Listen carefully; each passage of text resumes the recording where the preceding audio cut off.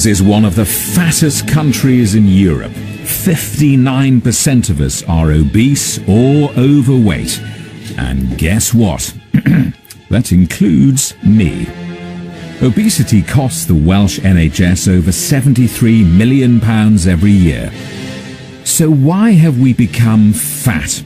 After all, we've had lots of advice over the years. We should eat more non-fatty foods like bread, pasta and potatoes. But what if that government advice has been wrong all these years? We are now basing our guidelines on some very dated and poor research. Now have a look at this roast. Would you say this is healthy? And what about now?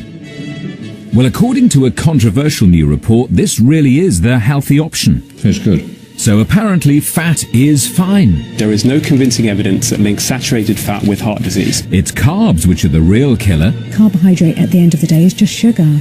I'm going to take my life and my belly in my hands and go on this controversial low-carb, high-fat diet, despite warnings from the medical establishment. Honestly, I think you're probably going to cause more harm to your body than good. Is it time to cut the carbs and fill up on fat?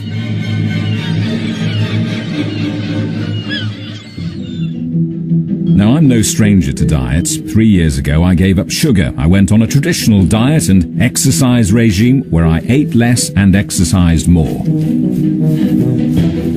I've reduced alcohol, I've replaced my nightly carbohydrate fix with a healthy alternative, and it worked. I lost 1.5 stone, but I have to come clean. I may have put just a little back on.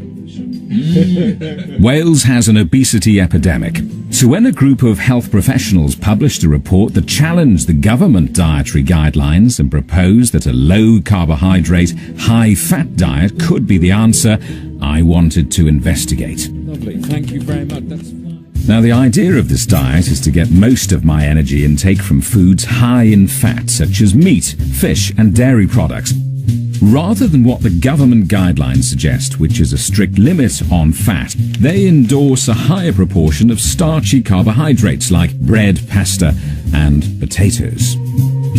Dr. Zoe Harcombe is a great advocate of the low-carb, high-fat diet. So what are the ingredients for success? What I wanted to show you here is what 25 grams of carb looks like, and that's what we're going to be trying to get you to do over the next 2 to 3 weeks. And why does 25 grams of carb matter? Why that quantity? It's taking you down to your carb intake being about 5% of your energy intake, but it's just to give you an idea of how little it is of certain foods and how much you can get of other foods. This, for example, would be 25 grams of carbohydrate in the form of rice.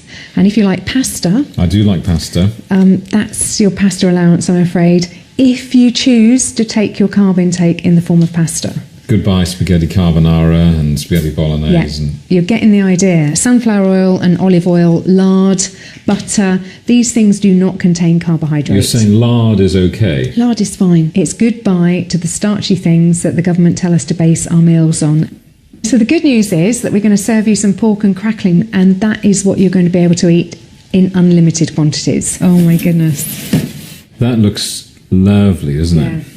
Crackling, which is fat. Yes. Which is good fat. Any fat found in real food is good fat. There's only one bad fat, and that's the one made in factories. It's called trans fats. So fat that comes from an animal or plants or vegetables are good. Fats that come from factories, bad. Pretty much.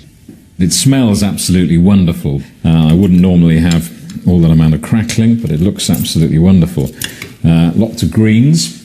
I usually wouldn't have that many greens. I'm not a huge fan of my greens, but I know I'm going to have to fill up on them. Ordinarily, I wouldn't have this much butter with my food, but here goes.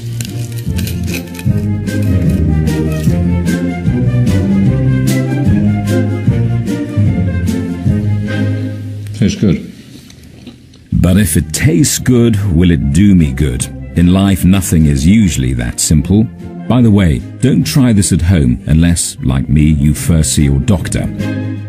Dr. Marina Arulanandam is my GP, so it's time for some tests to see if I'm fit enough to start this diet experiment. Your test results have come back. Okay. you're going to live, Yeah. which is very good. Yeah. You're not pregnant, which is even better. Even better. Good. That is good news. You can tell a lot from blood, can't you? It's very impressive. Absolutely. Okay, so your cholesterol, your total cholesterol is 5.6.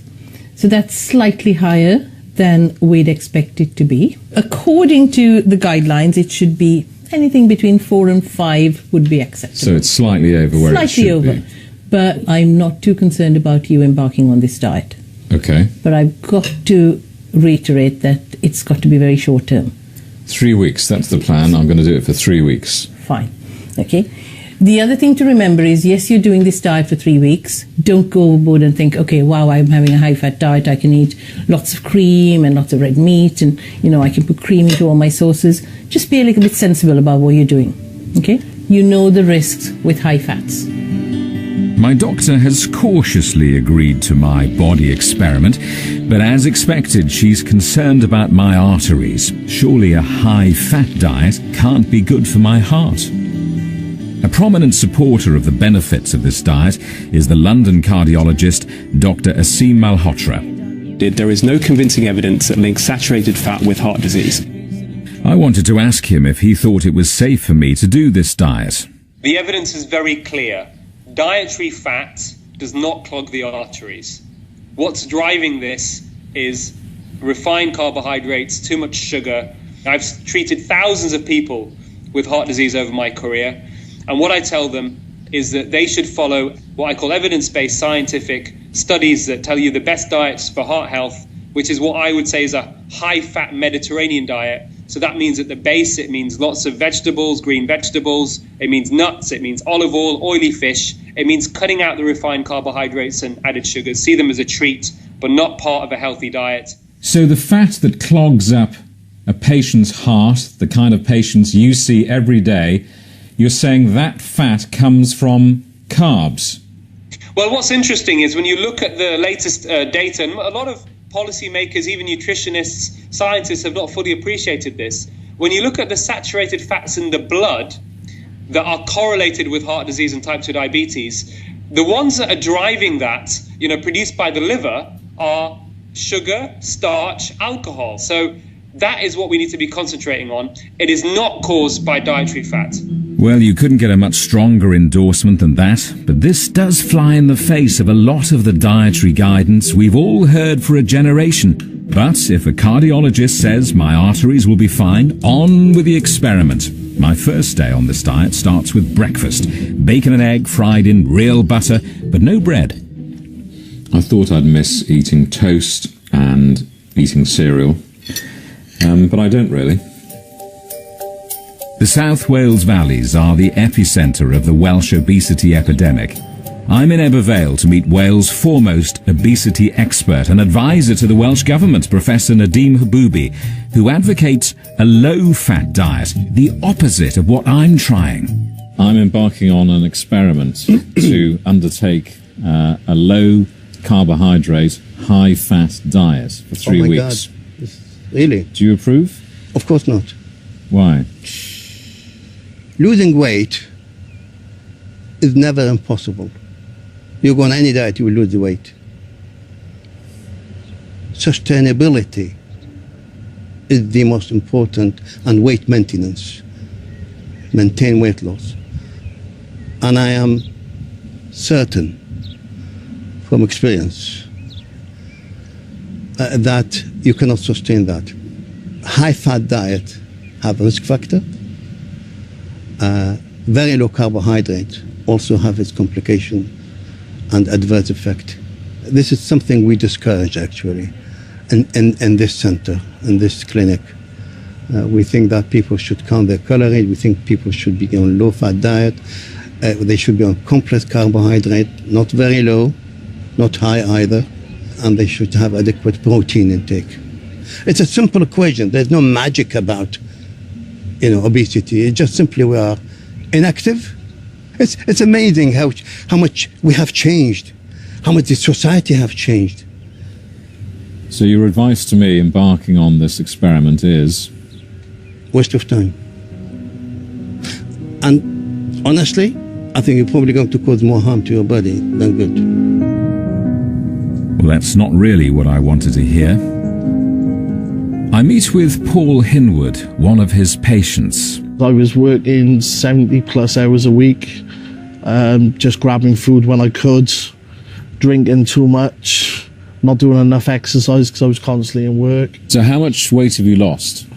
Well, I've gone from 230 kilograms down to 213, and that's just from seeing Dr. Haboubi and his team and using some diet pills and just eating healthily. There's lots of arguments in the diet world, isn't there, as to what the right diet is. And almost whoever you speak to contradicts the last person. But when I started seeing the weight management team, they told me the facts, the way it was and how it should be. There's so many different diets and everything out there, and so much conflicting advice off people. You've got to take it as much as it on board as you can, weigh up your odds, and go for the one you think is the best. Well, that's sound advice, although I must admit I'm starting to find it a little confusing. Though one thing is clear, the medical establishment is pretty reluctant to buy into this diet. But some doctors are now recommending it to their patients. The only one I can find in Wales is GP Dr. Angharad Powell. I think that we've got the dietary guidelines wrong. A report from a few years ago showed that about 58% of adults were overweight, 22% of adults were obese. You can imagine that a GP's workload is very much skewed towards people with obesity and associated chronic diseases. You know, my view is that much of that workload, much of that kind of morbidity could be prevented with a change in our approach to diet. It's difficult when we talk about protein and fats and carbohydrates. What does that mean in terms of food? And I agree entirely. And I think, you know, there are a few phrases that people find helpful. One of them is banish the beige. I quite like that one because it means cutting out bread, it's cutting out pasta, it's cutting out potatoes and processed foods. I think people imagine with a high-fat diet that you're eating a stick of butter with a couple of nuts on the side. That isn't what I eat. The high fat is in relation to the proportions to the other nutrients, the carbohydrate and the protein. This isn't going to be for everybody, and it isn't for all the patients I see. But certainly I think we should be offering it as part of the suite of options to patients, as opposed to a kind of dietary dogma that we all kind of know as individuals doesn't work, but we just think that it's us that went wrong. But I don't think we could have all gone wrong. So what do Dr. Powell's patients make of her unorthodox advice? Catherine Johnson has been on the low-carb, high-fat diet for 9 months since she found out she had type 2 diabetes. There are things that are vital for us in order for us to live, and carbohydrates aren't on that list. My blood sugar has come down from 19.5, which was dangerously high, and it's now averages at 5.5, which is pre-diabetic. So I have halted my diabetes. And your weight's dropped off? Yeah, and that was the happy side effect, that I lost 2.5 stone. But physically, it's so much more than just that. Before I found that by 2 in the afternoon I was tired and I needed to nap. I'd begun to feel fuzzy, as though some days as though I was underwater, as though my head just wouldn't clear and I couldn't think as straight. Whereas now I've got a lot more energy. My thinking is sharper. I feel back to the way I was. I hadn't realised I'd changed until I came back to how I used to be. People want a magic bullet. They want a magic tablet because it's easier. People don't want to have to make the changes. That's a frightening thing for people to do. This diet has clearly worked for Catherine, so it's going to be interesting to see how it works for me. So far, so good. I've kept a food diary of the last 7 days. My new life is breakfast of bacon and eggs, steak and veg for lunch, chicken breast for tea. Brunch on Saturday was fish, ham, veg, salad, and, well, you get the picture. It's a completely new life. None of my usual potatoes, chips, bread, toast, sandwiches, no alcohol at all. And the upshot is I started this experiment weighing 14.5 stone. I weighed myself this morning, and after 7 days I weigh 14 stone. So I've lost half a stone. So this works. Having said that, Professor Haboubi did say that if you go on any diet, you will lose weight. But to keep up with my experiment, I do have to widen my repertoire in the kitchen. I'm in Pontypool to meet a cafe owner who says he reversed his type 2 diabetes diagnosis by ignoring GP advice, researching online, and losing weight on the low-carb, high-fat diet. Let's see if Mark Gregory has some recipe ideas for me. I've done this for a week now, and I could see that the menu could get slightly predictable, so I'm in need of inspiration. Talk me through some breakfast ideas. Eggs are nature's multivitamin. Lots of eggs. Omelette for breakfast, why not? Frittata. Lunch, actually, I don't bother. Because, I don't feel hungry. One thing I've learned is you can go without. The idea is you start burning your body fat, so skip a meal, it doesn't hurt. What about dinner? Bolognese, with meat sauce, if you like, but chuck in all the vegetables. Serve it with riced cauliflower. So when the punters come in here and they want something from their favourite cafe, you sound like the preacher man behind the till. I won't preach, but I think, if the government are allowed to push their version of a healthy diet, then I'm allowed to tell people if they want to know what choices they should be making. And it is all about choices. Think about your diet, making choices. It's a valid point. Why is the low-carb, high-fat diet not widely offered as an option for those trying to lose weight? Back in May, two non-profit organisations, the Public Health Collaboration and the National Obesity Forum, released a report that directly challenged the UK government's current dietary advice. Samuel Feltham is the director of the Public Health Collaboration and one of the key people behind this controversial report. You are going against received medical wisdom, aren't you? Yeah. The problem is that received medical wisdom doesn't have any strong evidence that it's true. So there's been several analyses of the scientific evidence, and each and every time it shows that a better approach for people to lose weight, become healthier, and even reverse things like type 2 diabetes is by following a low-carb, high-fat diet. You are seriously suggesting that the official dietary guidelines are making us fatter? Yeah, absolutely. Obesity has tripled and diabetes has doubled, and those dietary guidelines have not changed. So arguably, the healthy eating guidelines that have been set have caused the problem. These are some pretty strong claims. I need to get the other side of this increasingly complex story. The British Dietetic Association represents clinical dietitians and advises the government on health and diet. Dr. Amanda Squire is their spokesperson in Wales. The low carbohydrate, high fat diet in very short bursts is not necessarily a problem. What we are concerned about is there is a lack of substantial long-term evidence for its ease of use, its safety of use, and actually what the long-term effects are regards to your general health and your risks of coronary heart disease and obesity. The evidence for the current arrangements aren't terribly good either, are they? There is some discrepancies on all evidence. Research, as you know, is a group of people that will publish their findings. Different groups will find different findings. As dietitians, what we do is interpret that complex and often confusing information and put it in terms that the general population can understand and go on to carry out in their day-to-day lives. Well, we've had donkey's years of following the current guidelines. Would you say they're a success? They are a success because we've got an obesity crisis. Yes, our obesity rates aren't ideal, but they're certainly not increasing at the rate they were. We're never going to see dramatic changes. We're never going to see dramatic improvements because it takes a long time for research to filter through to the public. So how are we expected to weigh up all this conflicting advice? Anyway, my current diet experiment continues. So at the end of week 2, 14 stone. I haven't put any more weight back on or lost any more. I'm stable.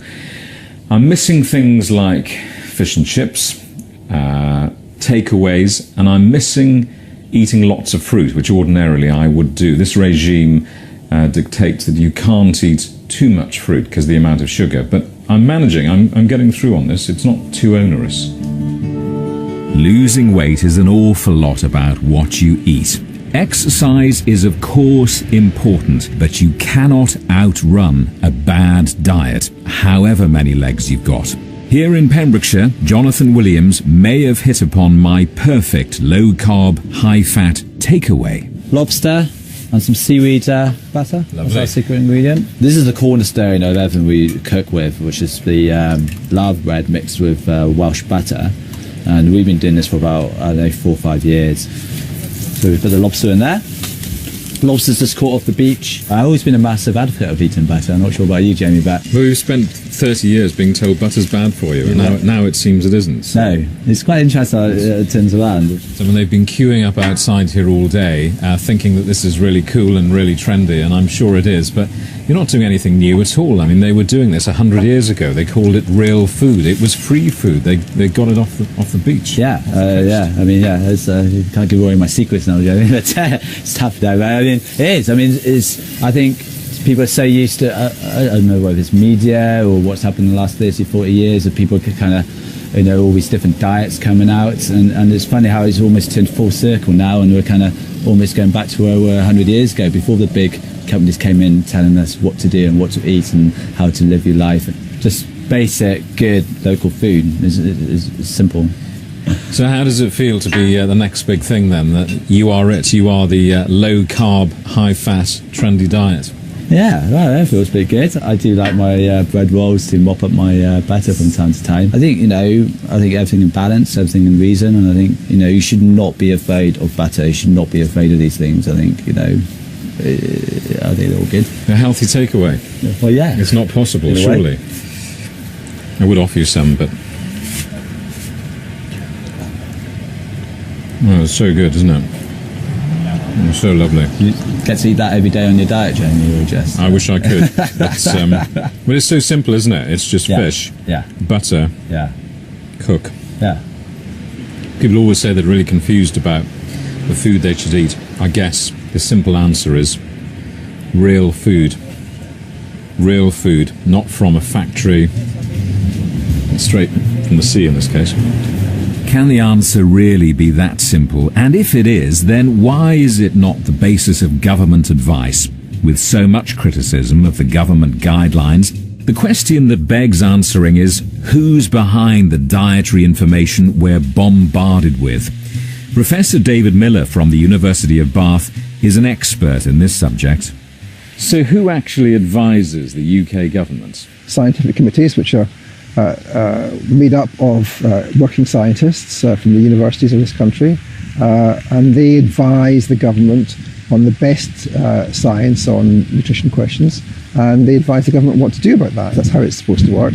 But of course there are informal influences by corporations paying scientists to do research, which can distort the evidence base.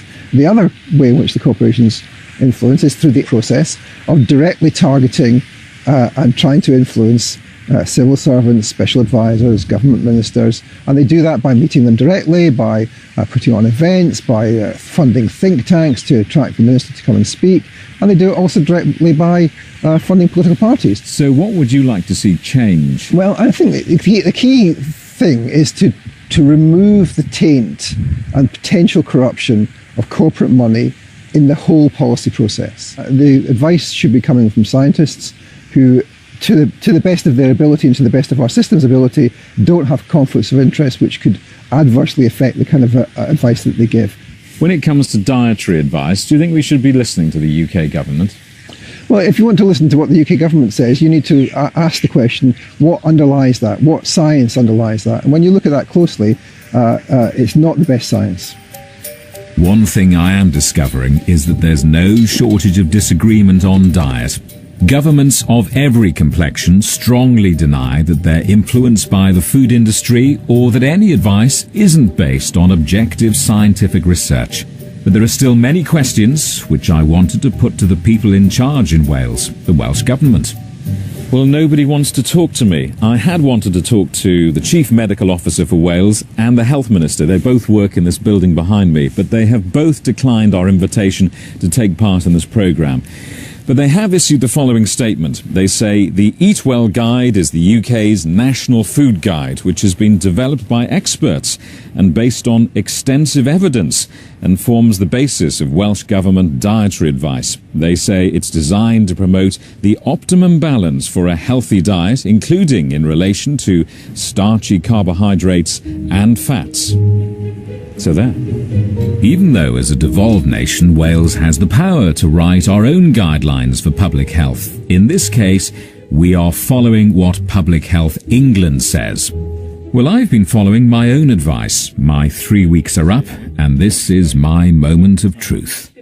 Well, here's the big question. How's my cholesterol? It was a little on the high side when we started this experiment. Has it gone up or down after a high-fat diet?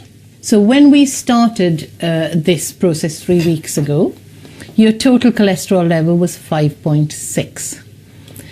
Yesterday, when we did this, your total cholesterol had gone down to 4.9. So I know I'm throwing figures at you, but basically what I'm trying to say is, surprisingly, even though you've been on a high-fat diet, it appears as though your cholesterol level has gone down. Wow, so how much of my belly have I lost? So the last time we did this, it was 104. We're still around about 104. We haven't really lost anything around your abdominal circumference. That's a downer. But what about my weight? Hop on the scales then, Jamie. Do you feel brave enough?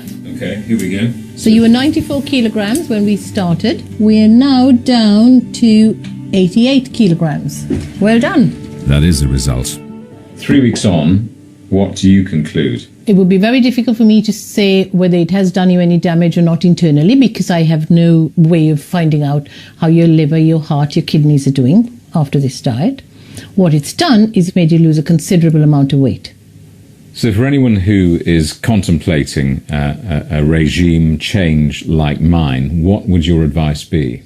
They need to come and see either one of our doctors or the practice nurses, take advice, be followed up, be aware of the dangers, the positives and the negatives of any diet, not just this diet, and take that all on board before they embark on it. This low-carb, high-fat diet may not be for everyone, but it seems to have worked for me. I've lost the best part of a stone. My cholesterol has dropped, and I feel pretty good.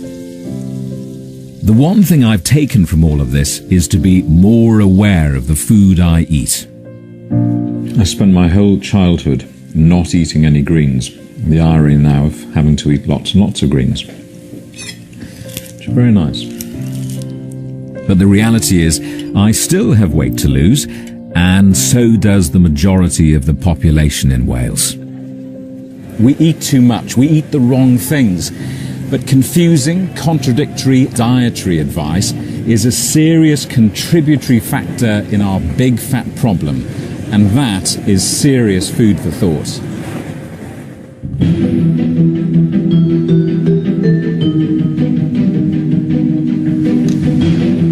Welsh football is on the up, and former Wales striker Dean Saunders talks to people at all levels of the game to find out what they think will keep it that way. Keeping the Euros dream alive is at 10:40 tomorrow night here on BBC One Wales.